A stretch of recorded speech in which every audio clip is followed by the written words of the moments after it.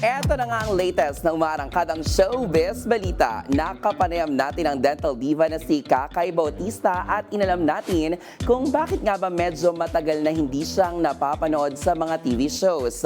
Ang buong chika dito lang sa Joy Hot Exclusives.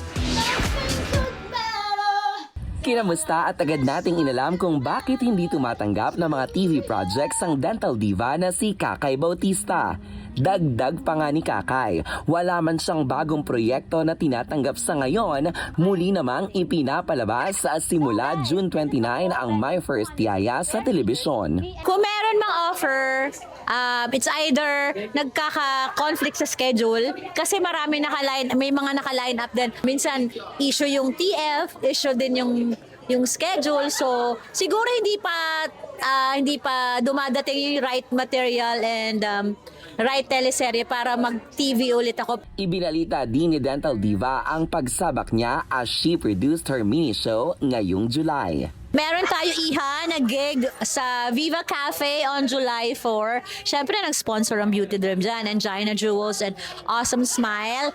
And self-produce kasi, alam mo na, tinrabaho natin. Samantala, kinamusta naman natin ang love life ni Kakay. Ano nga ba ang tipo niya at hinahanap sa future partner? Definitely, hindi na kayo makakakita kung magkakaroon man ako ng boyfriend.